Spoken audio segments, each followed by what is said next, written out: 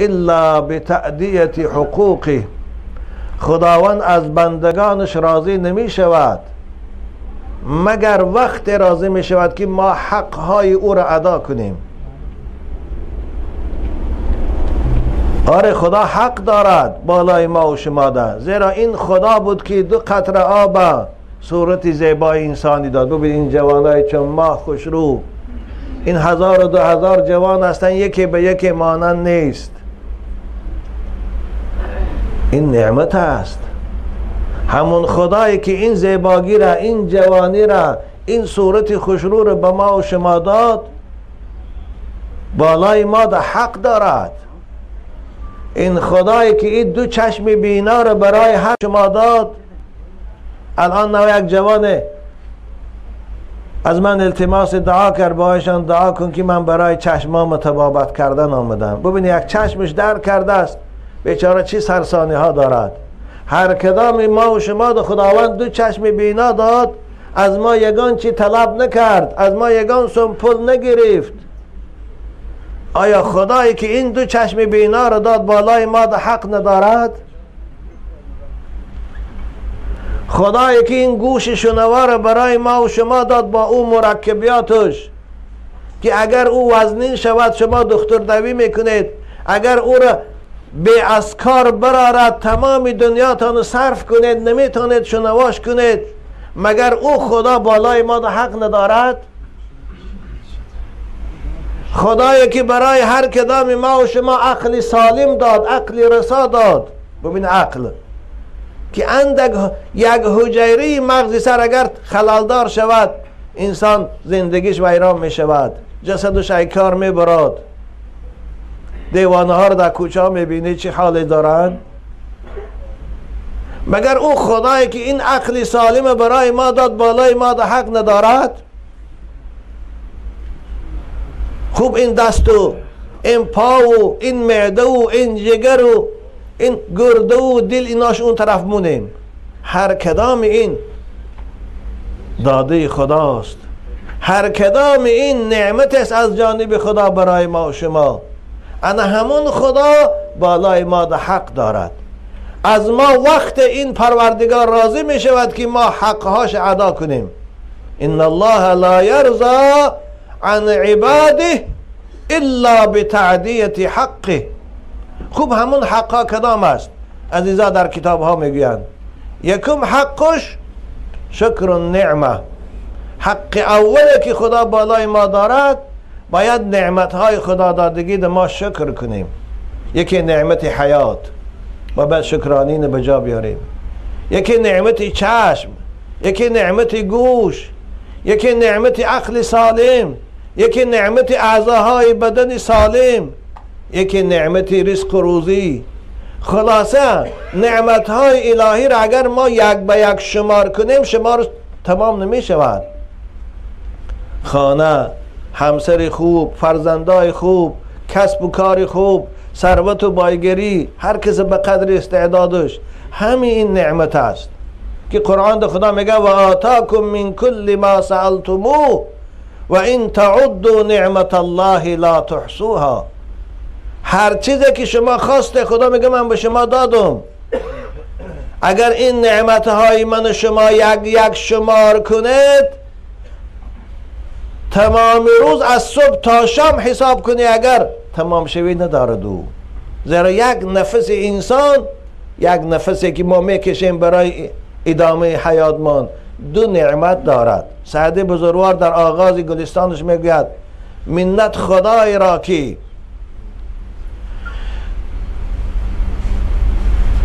انسان آفرید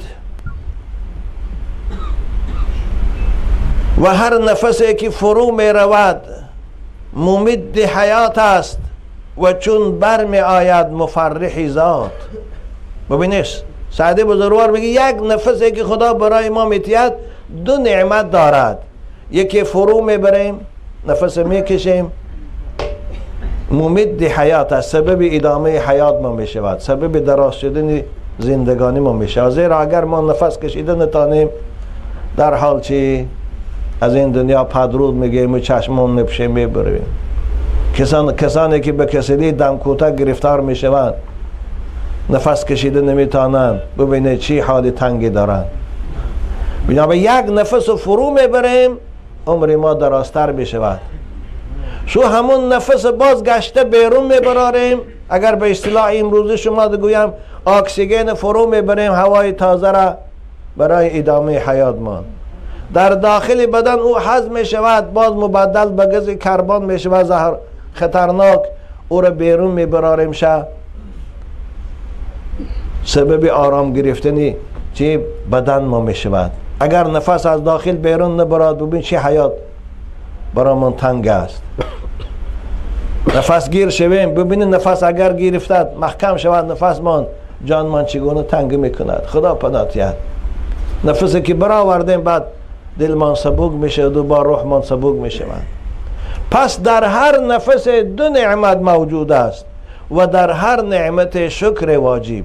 در یک نفس خدا برای ما دو نعمت داد، یکی نفس فرو بردن، یکی همون با گشته بیرون برآوردن.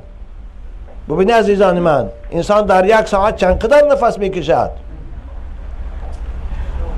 هر نفس یک نعمت است. در آمدنش و برآمدنش دو نعمت شد. در هر نعمت باید شکر خدا را گوییم. الحمدلله، هزار شکر که برای ما اکسیژن آماده کردیم، ما نفس میکشیم و باز راه برآمدن اون برای ما آسان کردی، با بیرونش میبراریم. یا الله، از دست و زبانی کی برآید که از عهده شکرش بدر آید. بنده همان به که به تقصیر خیش عذر و به درگاه خدا آورد، ورنه سزاوار خداوندیش کس نتواند که بجا آورد. ببینید این قدر نعمت های خدا زیاد است که ما او رو نمیتونیم حسابگیری کنیم. وظیفه ما و شما چیست؟ شکر نعمت پروردگار کردن هستیم. وقتی که ما صبح از خواب میخیزیم، اول کاری که باید کنیم چی است؟ طهارت کنیم. وقتی که طهارت کردیم، بسم الله الرحمن الرحیم گفته، 2 رکعت شکر وضو خواندیم، سنت بامداد خواندیم و آمدیم مسجد فرض بامداد خواندیم، شکرانی این نعمت خدا را ادا کردیم. ببینید، هم شکرانی چشم ادا شد، هم شکرانی گوش ادا شد، هم شکرانی بدن ادا شد.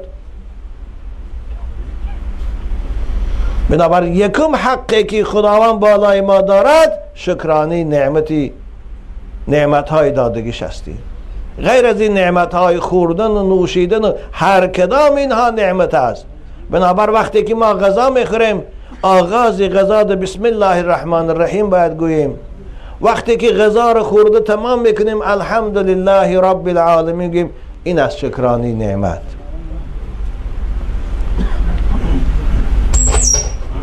دویم حقی که خدا بر بالای ما دارد بعد از ادای شکر این نعمت ها چیست؟ و حسن الصنعه، کار خوب کردن. باید بنده مومن در این دنیا یک کار خوب انجام دهد. کار خوب چی؟ کاری که برای فایده عائلش باشد، برای فایده محلش باشد، برای فایده جامعهش باشد، یعنی کسب حلال. هر کدام از ما و شما باید یک کسب داشته باشیم، خواه کسب خواندن و نوشتن، در مدرسه و مکتب ها تعلیم دادن، یا تجارت، یا دهقانی، یا حکومتداری، هر وظیفه که باشد این کسب است. باید بنده مومن کسب داشته باشد. لیکن در کسب خود باید بنده مومن صادقانه کار کند.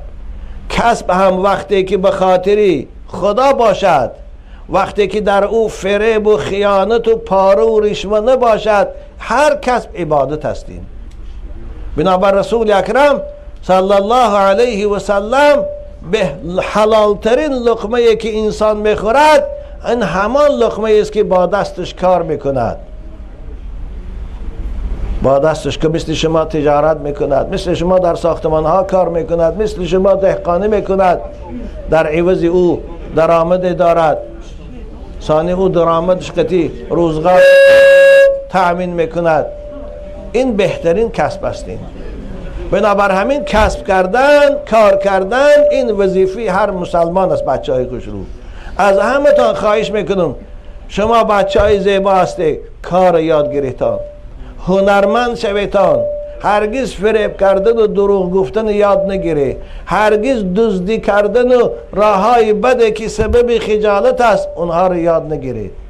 خواه تجارت باشد، در تجارت اگر شما خوب کار کنید، راستگو باشید، فریبگر نباشید، خداوند در کسب شما برکت می‌دهد. حتی رسول اکرم تاجرهایی که راستگو باشند، در تجارتشان خیانت نکنند، در تجارتشان کسی را فریب نکنند، روز قیامت همراه پیغمبرها محشور می شود. تجارت هر قدر برکت شکم میکند، فریب، قسمهای بر دروغ، خیانت کردنی در ترازو، اگرچه یک زمان شاید 10-20 زایدتر درآمد کنی، اما خدا و برکتش میگیرد. ثروت و بایگری از بسیاری پول نمی شود، از برکت می شود. وقتی که بنده مومن حلال کار کند، 1000 سوم و چینی 10,000 سوم برکت دارد. اما از فریب و از حرام اگر 10,000 درآمد کند، او چینی 100 سوم برکت ندارد، بین یک 2 روز تمام می شود. بنابراین عزیزان من، بچه های خوش رو در این جمع که باشه، اطراف شما خریدارای شما، مشتریای شما اگرچه مردمی غیر مسلمانند، برادرای روستانند، با اونها هم فریب گیری یاد نگیرید، با اونها هم راست رفتار باشید، راست گفتار باشید. جوانای باشد که از اخلاق خوب شما، از آداب خوب شما، از معامله خوب شما، اونها از اسلام دوست دارند. زیرا این مردم نسبت به اسلام بعضیاش عداوت دارن، نفرت دارن، به سبب آنکه هر روز در گزیت و در تلویزیون و در فیلم ها اسلام و دشمنان اسلام به اونها سیاه کرد نشان میتین. وقتی که شما را بینن با این جوانی پاکیزه هستید، میزده نیستید، دزد نیستید، نشأمند و گراین کش نیستید، فریبگر و حقارت کش نیستید، آداب خوب دارید، اخلاق خوب دارید، والله شما را دیده اونها اسلام دوست می‌دارند.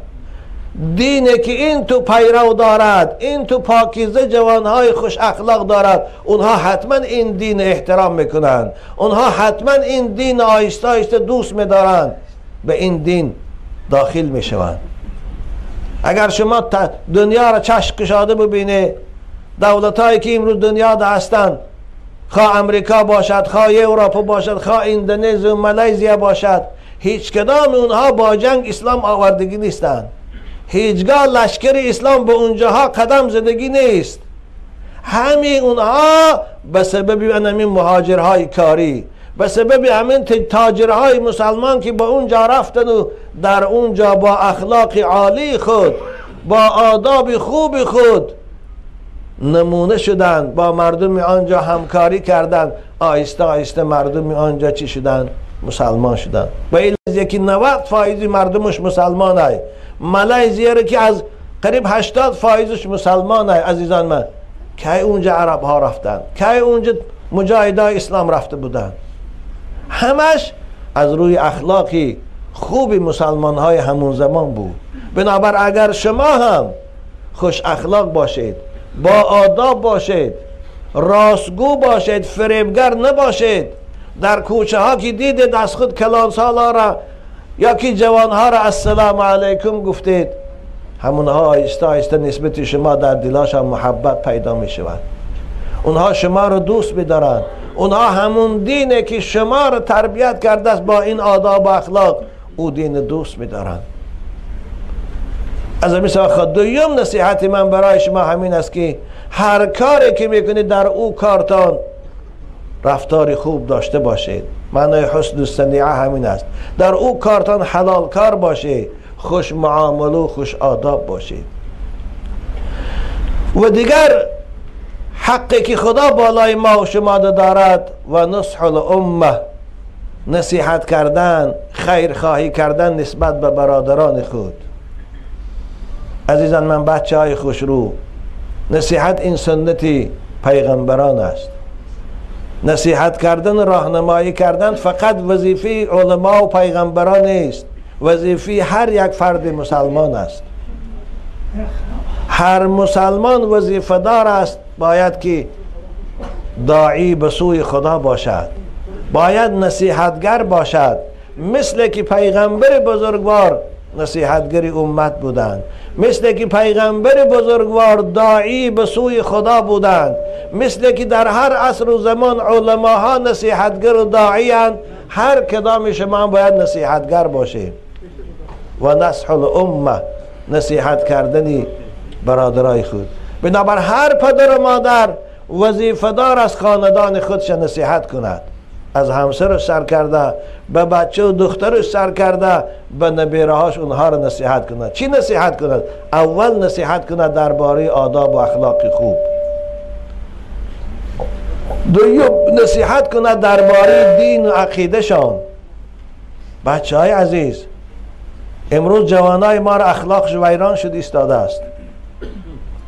امروز جوانای ما میزده و گراین کش و دزدی و غارتگر شد ایستاده. سببش این است که پدر و مادر نصیحت نمی کنند، سبب این است که جامعه نصیحت نمی کند، همسایه به همسایه کار ندارد، اهل محله به اهل محله کار ندارد، خصوصا پدر و مادر نسبت فرزنداش پروا ندارد. امروز فرزندای ما را نصیحتگرشان تلویزیون ها شده است. امروز فرزندای ما را آداب آموزشان باغچه های با کودکانه است و تلسریال ها شده است. بچه دخترای ما را مگر از او آداب یاد میگیرند؟ از او یگان نصیحت میشنوند؟ نه، باید هر پدر و مادر اول ناصح باشد، بچهش فهماند چی حرام است در اسلام، چی حلال، چی اوبال است، چی ثواب. باید این از خردسالی بچه هاشان گفته ایستند. دیگر در باب ایمان و عقیده باید تأکید کنیم. امروز خیلی جوانای ما از عقیده دور شدند. آره خود دعوا میکنن مسلمان هستیم، اما مسلمان باید چگونه باشد؟ احکامای دینشان چی ها هست بسیارش نمیدانند. بنابراین عزیزان من، تأکید من برای شما همین است که شما را جوره باید رفیق شد، جورش نصیحت کنه. وقتی که خود مسجد بیای هستی، رفیق تو همکار مسجد نمی بیاد، آیسته آیسته او را نصیحت کنو، مثل خودت مسجد بیا کن. وقتی که خودت پاپیراس نمی کشی، ببینی رفیق تو جوره تو همکار پاپیراس می کشد، او را آیسته آیسته نصیحت کن، از این راه بد گردان. زیرا پاپیراس حرام است بچه های خوش رو، زیرا اونها در سلامتی تان ضرر دارد. در چند دام هایی که مهمانی دعوتون کردین، در همین جاها که دیدم در همون تبلیس ها نوشتگی که سیگارت زهر دارد، آدم میکشد. وقتی که همین عروس ها اینقدر احتیاط میکنند، باید شما مسلمان ها به طریق اولا احتیاط کنید، زیرا شریعت برای شما وی حرام کرده است. نصیحت کنیم، باید او را از این راه باز داریم. وقتی که میبینی برادرت عرقنوش است، نشأمند است، کوشش کن او را از این راه بازگردان. اگر با نصیحت شما، با راهبری شما یک آدم از راه بد بازگردد، والله ثوابش بهتر است از 10 اشتری در راه خدا صرف کردن است. این ببینه یک رفیق اوباش تانه، یک رفیق میزده تان شما با نصیحت کردن اگر اصلاحش کنه چی ثواب میگیره؟ حضرت علی پیغمبر خدا گفتند لئن یهدی الله بک رجلا واحد خیر لک من حمر النعم. اگر با نصیحت تو یک به نماز خوان شود، با نصیحت تو یک اوباش از اوباشی باز استاد، با نصیحت تو یک میزده از عرق نوشی باز استاد، توبه کند، ثوابش بهتر است از 10 اشتری در راه خدا صرف کردن، کشتن و صدقه کردن. بچه های عزیز، ما باید نسبت جامعه بی‌طرف نباشیم. اگر جامعه فاسد شد، خواهی نخواهی خاندان شما را سرایت میکند، خواهی نخواهی فرزندان شما را سرایت میکند. هر کدام ما باید اصلاح جامعه حرکت کنیم. هر کدام ما باید اصلاح کردن دوستای خودمان در حرکت کنیم. روز قیامت دوست از بالای دوست شکایت دارد در پیشگاه خدا. بنابر کار کنید دوستیتان برای خدا باشد، دوستیتان برای خاطر اسلام باشد. این دوستی انشاءالله در این دنیا هم ثمره خوب میتید، فقط در آخرت هم یک دیگر مقام شفاعت میتید. بنابر بچه های خوشرو همیشه نصیحت کردن برای خودتان عادت کنید. بازم میگم اگر دیدی رفیقت پاپراسکش است، اول کوشش کن او را از این راه بازگردان. وقتی که میبینی نصیحت و تاثیر ندارد، قبولش نمیکند، حرکت که خود از وی جدا کن که مبادا زهرآلود نشوی. اولش که عیب است، جوانی که مسجدی است، جوانی که نمازخوان است، جوانی که عقیدی درست دارد و ایمان به خدا دارد، این گویا مثل یک آدم مسلح است، برای شخصی به عقیده تابع شود، صحبتی و این تابع خودش کند، اخلاقی و این تابع خودش کند، این عیب است. لیکن اگر مبادا احتمال است که در دام او افتی، کوشش کن از او خود نگه دار. یاری بد بدتر بود از ماری بد. عزیزان میگوید چگونه مار سبب هلاکت انسان است، زهرش ظاهرا ملایم است، دست بالاش دمون، لیکن نشکی زد آدم هلاک میکنه. به پرواگی کنی. ان همین رفیق میزده، جوری پاپراسکس، جوری نشعمند، جوری گیراین کش، جوری زناگار و قرطباز، آخر شما را مثل خودش رسوا میکند و خجالت زده میکند. بنابر کوشش کنه از رفیق بد خدا تا نگه داره. یا الله. بنابر رسول این پیغمبر خدا دوستها در روز قیامت و یک دیگر مقام شفاعت دارند وقتی که دوستیشان برای خدا باشد، وقتی که دوستیشان برای اسلام باشد. اما دوستیه که فقط برای دنیاست، برای پپراس کشیش، برای قرط بازیش، برای زنک بازی، این همین دنیا دم به یک دیگر نفرت دارن، فقط وقتی روز قیامت هم از یک دیگر نفرت دارن. بنابر وظیفه هر کدام ما و شما عزیزان من نصیحت کردن هستیم. ز صحبی نیک و بد پیداست تأثیر، ز نیکان شهد و نوش از بد مخور تیر. آدم خوب باشد با او رفیق شو، با او جوره شو. من مسجد جای نصیحت شنیدن است. وقتی که پیش ملای محمدین آمده انشاءالله یک لحظه هم باشد، 5 دقیقه هم باشد، یک حدیث هم که برای شما گوید، این شما ده خیلی هم غذای روحی می شود، خیلی هم غذای معنوی می شود، شما را انشاءالله از چند راه بعد باز می گرداند. اما از این جدا شدی، از این مسجد دور شدی، از صحبت علما دور شدی، به رفیقهای قرطباز و نشعمند و گیراینکش جوره شدی، دان که او تو را زهرآلود می کند. ز صحبی نیک و بد پیداست تأثیر، ز نیکان شهد و نوش از بد مخور تیر. که زخمی تیری بد آرد هلاکی، بگردان از خبیثان رو به پاکی. از آدمهای پلید، از آدمهای بد اخلاق، از آدمهای اوباش رو گردان عزیزی من، پیش آدمهای خوب رو، پیش آدمهای پاکیزه رو، پیش آدمهای مسجدی رو، پیش آدمهای خوش اخلاق رو. مثل اونها خوش اخلاق شو، مثل اونها مسجدی شو، هم سعادت دنیا داری و هم سعادت آخرت. یا الله. بنابر سعدی بزرگوار خدا رحمت کنه میگوید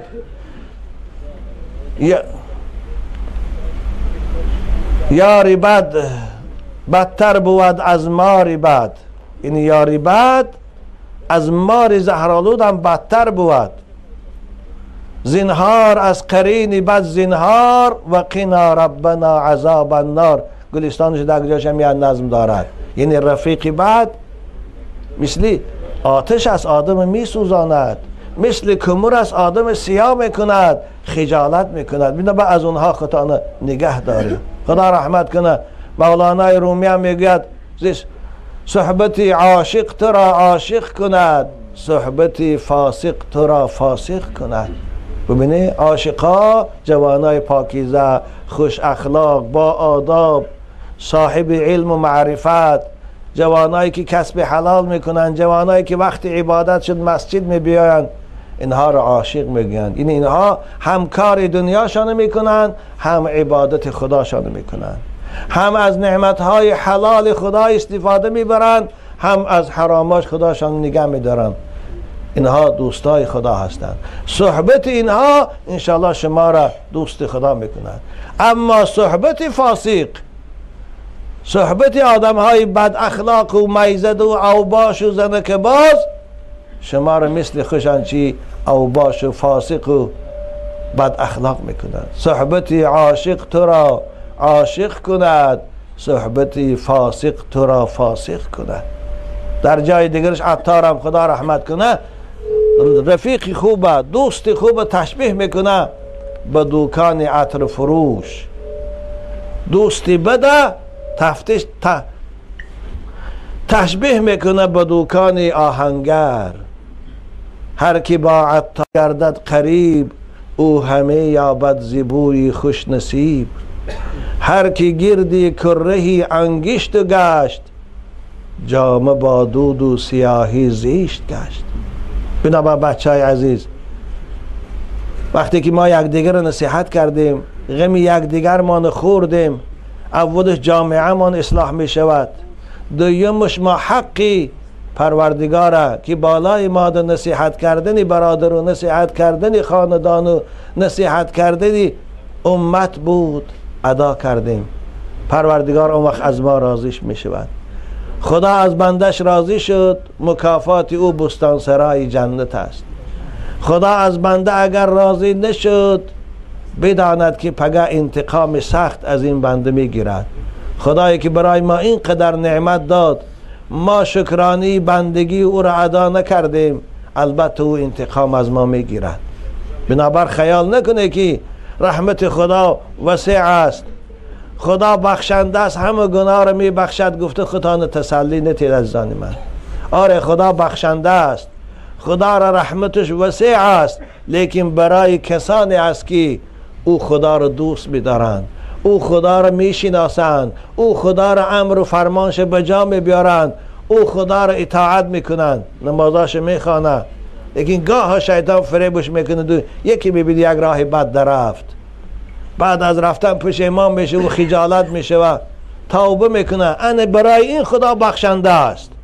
برای کسی که از شب تا سحر، از سحر تا شب پروا نکرده گناه کند، پروا نکرده نماز نخواند، خوش خجالت نداند، چگونه خدا برای وی بخشنده است؟ شما خودتون یک بار تصور کنید. این وسوسه شیطانی است. خدا در قرآن میگه این رحمت الله قریب من المحسنین. آره رحمت من خیلی هم وسیع است، لیکن برای بندگان نیکوکارم است، برای بندگان خدا ترسم است. بنابر عزیزان من، بچه های خوشرو، بازم میگم وقتی که بنده امر و فرمان خدا را به جا بیارد، شکرانه این پروردگار ادا کرد، مکافات او بستانسرای جنت است. این دنیا را جوانیش روز پیری دارد، شادش غم دارد، خرسندش ماتم دارد، تن صحتش بیماری دارد. ببینی یک هفته در روز شاد و خرسند میگردیم، با میبینی یک تشویش و غم بالاتان دامد، چند روز عصباتان خراب بشود. یک سال و 2 سال تن صحت خوش رو میگردیم، میبینی یکی به اختیار یک جوان درد پیدا که خمان خبر نداریم، دکتر میره میگه که قندت 25 شده 15 تلخ کف بشی، آخرش بیماری دارد، بایگریش کمبغلی دارد، حیاتش مرگ دارد. گفته حضرت مولوی که نه لایق بر غرور است و نه عرض اعتمادی ها، یعنی این دنیا لایق آن نیست که برای وی شما آخرت تان برباد دهی. این دنیا اون قدر نمی ارزد که برای وی شما خدا را از خود ناریضا کنی. این دنیا اون قدر قیمت ندارد که شما به خاطر این خطانه به لعنت خدا و به عذاب خدا گرفتار کنی. حیاتی 20 روزه دارد یا 25 روزه، یا 20 ساله دارد یا 25 ساله. برای این شده حیات ابدی تان نسوزانید. خداوند برای بندگانی که 5 وقت نمازشان میخوانند، شما جوانای عزیز رمضان مبارک روزه میگیرند، از حرامهاش خوشان نگه میدارند، بستانسرای جنت آماده کرده است. جنت جاودانی، جنتی که دیگه جوانش پیری نداره، شادش غم نداره، خرسندش ماتم نداره، تنصحتش بیماری نداره، بایگریش دیگه کمبغلی نداره، پادشاهیش گدایی نداره، حیاتش مرگ نداره. او بهشت پاداشی ان همین بندگی هاست، پاداشی ان همین رفتار خوب شماست در پیشگاه پروردگار. بنابر بچه های عزیز تأکید کنید نمازاتان خانه بشن. این دنیا رو ببینید همه شما زحمت داره، هیچ کدام شما راحت نداره. از صبح میخیزید تا شب خسته میشه، کار میکنید در زیر آفتاب گرم و در خنکی های سرد و مشقت میکشه، کار کنید که این مشقت شما آخرتتان هم برباد نتید. عاقل آدمی که خوب با فراست است و با اندیشه کار میکند که هم دنیاش آباد میکند هم آخرتش. دنیاش آباد میکند با کسب حلال، با کار کردن، با ثروت و بایگری جمع کردن، با خانه خوشرو، با ماشین خوشرو سوار شدن، با لباس خوشرو. این شریعت من نمیکنه، رخصت است. آخرتش آباد میکنه با بندگی کردن، با خدا شناسی کردن. گفتی شاعر کی بنیاد عمر بسته به موی هوش دار. همین عمر انسان مثل در یک مو بستگی است، یک لحظه عقد میبینی نیست. یا ماشین میزنه خبری مردش میفرایی، یا در آب غرق میشه خبری مرده رو میفهمی، یا یکی سوید میزنه از خبری، یا یکی از بالای امارات آتش میزنه خبری مرده. هر روز تابوت رفته ایستاده، هر روز جنازه خواند ایستادیم. یا سکته قلبی است، یا یک حادثه ناگهانی است. امروز واسطه های مرگ آنقدر زیاد است که دیگه شمار کردش نمی شود. بنابر شاعر هوایی میگد بنیاد عمر بسته به موی هوش دار، غمخوار خویش باش غمی روزگار چیست. غمی خود هم خور، غمی قبر هم خور، غمی آخرت هم خور، همیشه غمی روزگار نخور. وقتی که 8 ساعت برای روزگار تو دنیا کار میکنی، 1 ساعت برای خدا کار کن، 1 ساعت برای آخرت هم کار کن، تا اینکه دست خالی نروی پیش خدا. از مثل پیغمبر خدا صلی الله علیه وسلم عاقل کی را میگویند، دانا کی را میگویند، زیرک کی را میگویند؟ گفته از ایشان پرسیدند، حضرت گفتند عاقل کسی است، دانا کسی است، زیرک کسی است که مرگ همیشه یاد میکند، مرگ فراموش نمیکند. آره، مرگ یاد کردن این نشانی فراست است، نشانی عاقلی است. زیرا او بیخبر می بیاد، او ناگهان می بیاد. همون جوانایی که با حسرت تابوتشان میبرن هیچ کدام اینها مردنی نبودن، لیکن به اختیار می شود. بنابر انسانی که مرگ یاد کند به گناه نمی رسد. انسانی که مرگ پیش روش باشد او عرق نمی نوشد، او زنا نمی کند. شاید بگه همین عرق نوشیدم همون لحظه که مرگ بیاد و من از این عالم مست و الست پیشگاه خدا روم، چی خجالتم. بنابر او این کار نمی کند. بنیاد عمر بسته به موی هوش دار، غمخوار خویش باش غمی روزگار چیست. بنابر عزیزان من، بچه های خوش رو، نمازاتان خانه. نماز این راز بنده مومن با خدا هست. نماز رابطه مخلوق با خالقش است. واللهش اگر شما نماز خانه با خدا رابطه داره، با خدا راز نیاز میگویه، وقتی که شما نماز خانه شهادت نامی مسلمانی داره، وقتی که شما نماز میخوانه انشاءالله شما قبرتانم پر نور است، پگر روز قیامت تانم آباد است.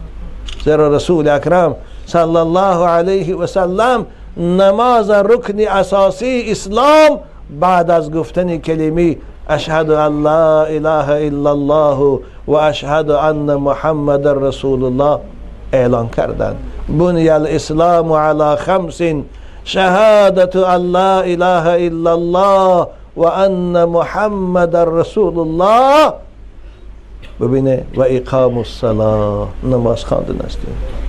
روز محشر که جان گداز بود اولی پرسش از نماز بود، پس مکن در نمازها تقصیر تا در آن روز باشد توفیر.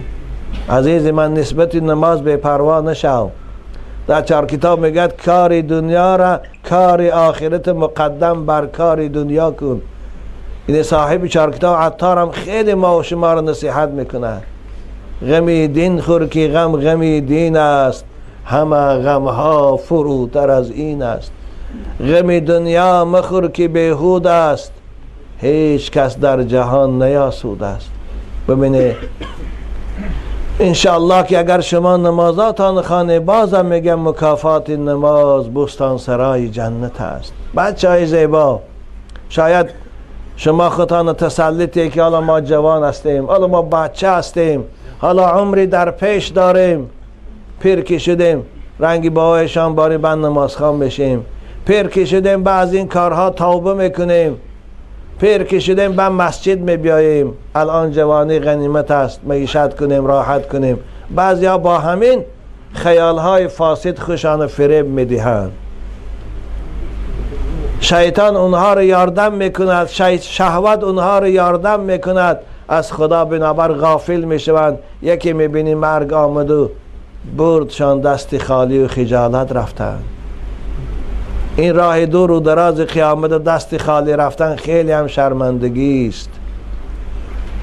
برای یک سفر از یک رایان به رایان دیگر حتما آماده سفر میشیم، حتما بلیط میگیریم، حتما لباس یک قبض دو قبض برای پوشیدن میگیریم، مگر سفر آخرت به توشه میشد رفت. عزیزان من، توشه آخرت اونجا پول بکار نمی رود. توشه آخرت ایمان به خدا هست، 5 وقت نماز خواندن است، رمضان مبارک روزش گرفتن است، از حرام های خدا خطان باز داشتن است. به حضرت مولوی جنون ما و شما را نصیحت میکنه برای همون جوانایی که فردا و پس فردا توبه میکنه. میگه حضرت ایشان نصیحت کرده، چی میگوید؟ مگو ای تشنه فردا آب نوشم. ای عزیز من، ای بچه خوب، نگو پگه پیر شوم بند نماز خوان بشم. مگو ای تشنه فردا آب نوشم، به پیری در رهی طاعت بکوشم. پیر شدم بند نماز خوان. ببین در بین شما ایگاه پیر من نمیبینم. مگو ای تشنه فردا آب نوشم، به پیری در رهی طاعت بکوشم. به بوی پیری چندین نوجوانی، برفتم به طاعت از این دار فانی. خیلی جوان ها زمین سجده نکرده رفتن. خیال میکنی که مرگ اونها آسان است، خیال میکنی که اونها مردن و به همین خلاص شدن. نه، چی خجالتی هستن اونها در پیشگاه خدا. وقتی که خدا او رو حاضر میکنه که جوانی 20 ساله خیکنی، من تو این از 12 سالگی این جانب تکلیفی بندگی کردم، این 8 سال عمرت در کجا صرف کردی؟ او چی جواب میتید؟ در پیش یک مفتش و یک چیز جواب داده نمیتانی، در پیش خالق آسمان و زمین چی جواب میتیم؟ بچه های خوش رو. یا الله، به بوی پیری چندین نوجوانی، برفتم به طاعت از این دار فانی. مبادا که به طاعت بمیری، ز نخل باغ عمرت بر نگیری.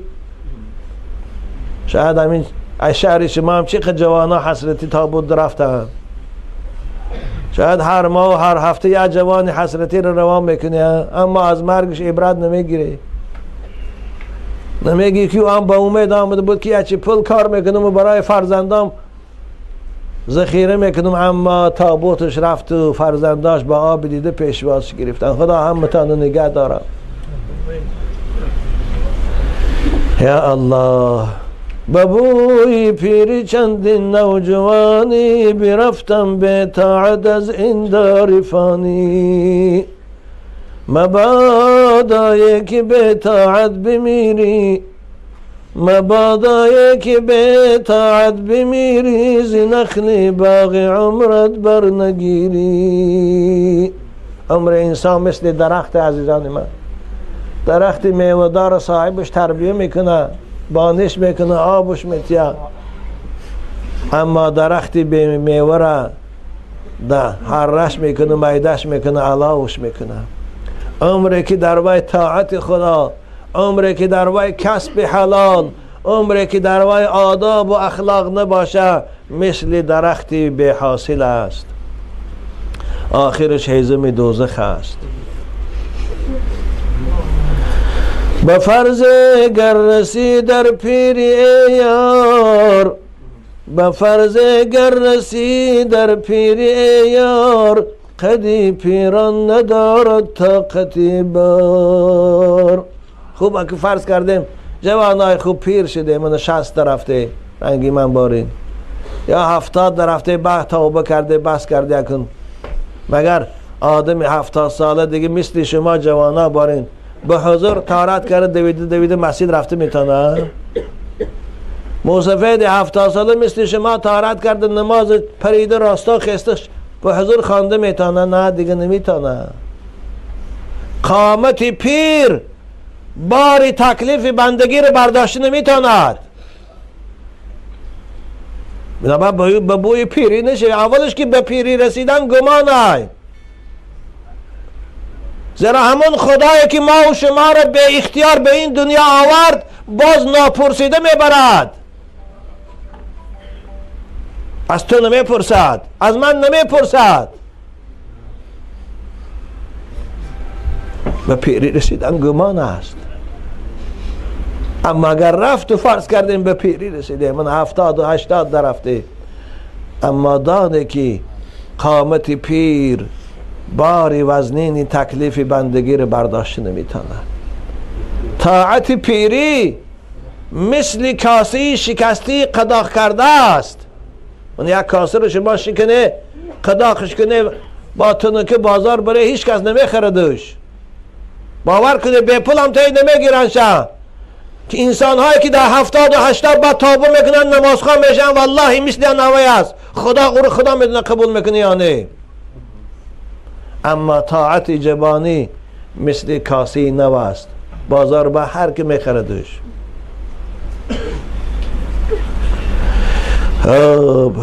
باید این فرق کرد. از مثل پیغمبر خدا جوانایی که در جوانی بازگشت به خدا دارند، اونها رو مکافات اعلان کرده است که خیلی قیمت بهاست. ببین چی مکافات.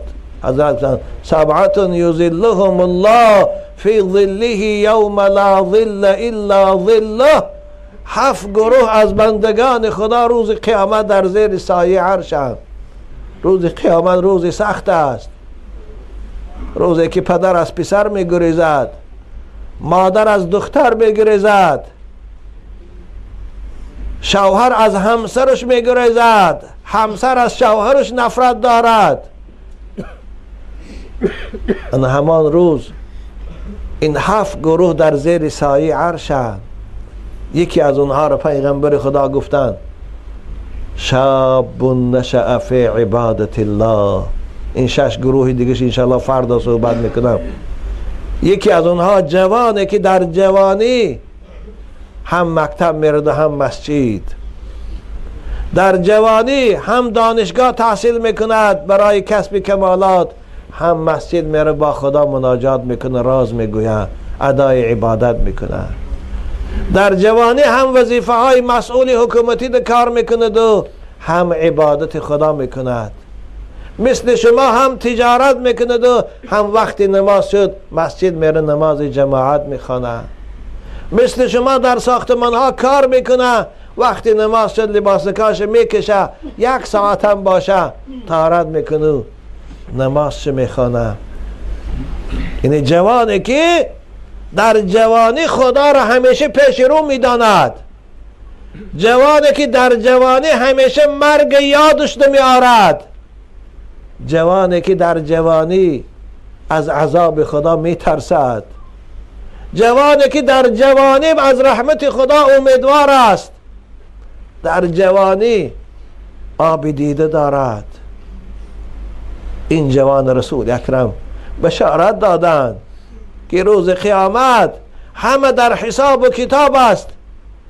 در آن روز دهشتناک این جوان خدا میگه رو در زیر سایه عرش من تو دم گیر، همراه با بندگان خوب من داخل بهشت شو. جوانی گفته عزیزان من، عزیزا از 16 تا 36 میگن 20 سالی که خیلی 20 سالی دیوانگی است و 20 سالی شیرین عمر است، این جوانی میگویند.